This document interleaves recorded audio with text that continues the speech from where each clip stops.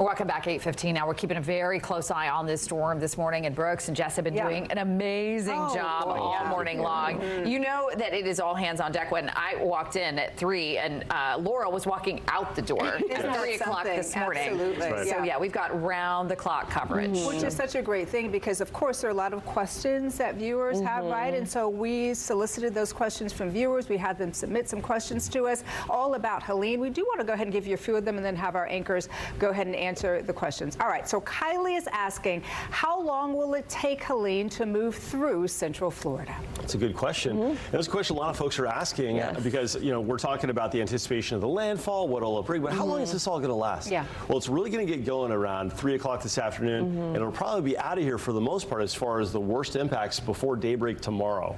So it's really going to be a this afternoon and tonight thing. All right, good question. All right, Thomas from Ocala also asking a question. He wants to know, what do you think Marion County winds will be? Yeah, I mean, looking at some of the latest stuff, I would say 70, 80 mile per hour gusts, especially for northwestern Marion County. That's going to be possible. So be prepared for power outages, charge all your devices, make sure your trampolines and all your outdoor furniture, things like that are all tied down. I had to like put my pots in a specific spot on my little porch so that way they didn't topple over and ruin my plants too. But yeah, so I think, you know, 80 mile per hour plus is going to be possible for that part of Marion County. Yeah, western Marion County, west of I-75 is under a hurricane warning right now for those hurricane conditions expected, with eastern Marion County, east of I-75 under a tropical storm warning, so wind gusts over 60 miles an hour. We've got Derek G, who is also asking, we keep hearing this is a fast-moving storm. How quickly will it move through? So how fast is it going to be? Well, it's going to accelerate through the day, so it'll start moving at about 20 to 25 miles per hour, which is good and bad. It's good for us as far as the impacts will be limited to this afternoon and overnight, but it's bad because when it's making landfall in Tallahassee, it's not going to have time to lose strength as it approaches land. It's going to hit with the full force of a strengthening hurricane, causing, unfortunately, untold damage to an area that has not yet been tested by a major hurricane. It's in the city's 203-year history.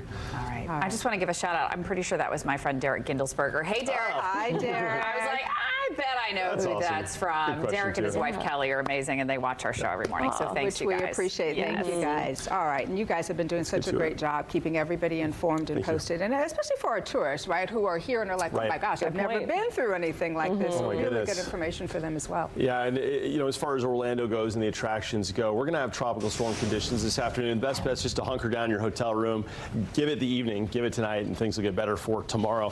Big impact for you guys will probably mostly be the flights are canceled if you're trying to get out.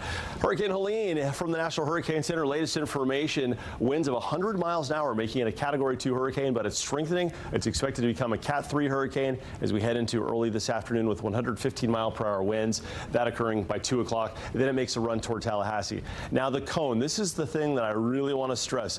The impacts will not be limited to this little narrow cone. The cone is limited and narrow because it indicates a certainty in the forecast. This is the cone of uncertainty, and the wider the cone, the more unknowns and the more uncertain the forecast track. But because this is a very certain forecast track, Tallahassee right in the crosshairs, that's going to be where this thing goes. But you have to remember that it's over 400 miles wide as far as its wind reach. So even though the center hits Tallahassee, Orlando here about 175, 180 miles southeast is still going to catch the big winds, as well as other impacts like tornadoes this afternoon.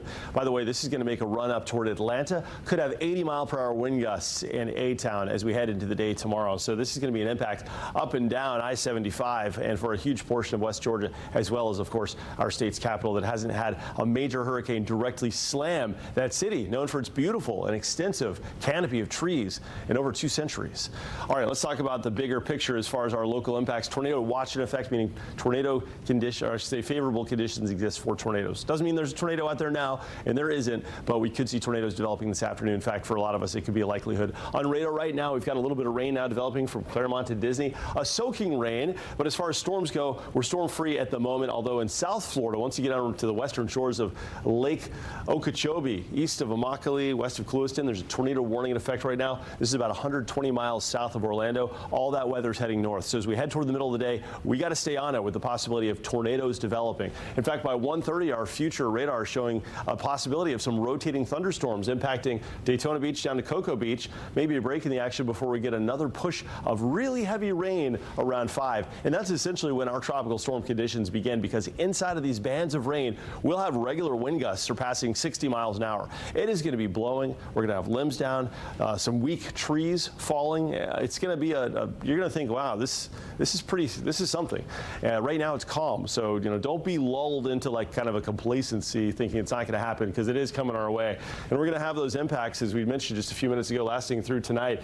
Here's 12:30 in the morning, a couple more big storms and wind gusts and isolated tornadoes. Things will improve by tomorrow morning. But we've got a lot of impacts to get through as this system makes its way toward the Panhandle, specifically the Big Bend, and targets our state's capital city, Tallahassee. Huge impacts there. Jessica, what do you have here? Yeah, so when it comes to specific impacts across central Florida, we're going to be expecting strong winds. We've talked about tropical storm force wind gusts, some places even seeing hurricane force wind gusts. Power outages are going to be likely as a result from many spots. So that's one of our higher risk and impacts that we have. Tornadoes are also going to be something we're watching closely for, along with heavy rain, because those will kind of go hand in hand when it comes to those bands moving through. The heavy rain will bring gusty winds, but also that risk of tornadoes. Now, when it comes to power outages, actually parts of Southwest Florida specifically have already seen a number of folks without power. They've dealt with some showers and storms, even tornado warnings already this morning. So areas near Fort Myers, about 7,000 without power, 8,000 across parts of the Everglades there. So we'll continue to keep a close eye on this map because it's likely going to continue to light up as the day progresses.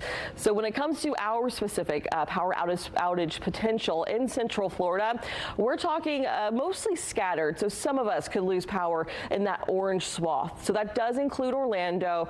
Much of Orange County includes Volusia County as well, Seminole County, and also much of Lake County. Now, the further north and west you go, the stronger the winds will be, and that's where we can expect the higher likelihood of more power outages. So that purplish pink area, that's where we're expecting widespread outages, because that's going to be where the most intense of the winds are going to be taking place. All right, Brooks, I will send back over to you. All right, Jessica, and of course we've been talking about rain. We've been talking about the sandbag distribution centers.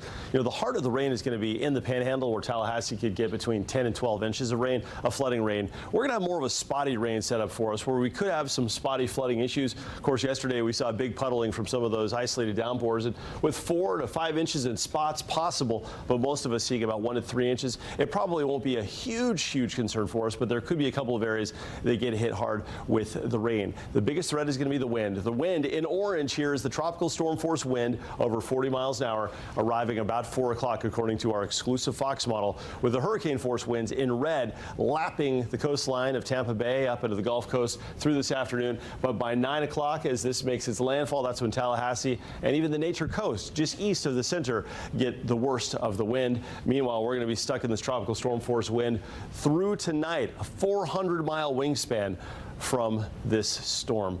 Hurricane warnings in effect on the Gulf Coast, tropical storm warnings in effect for the rest of Florida.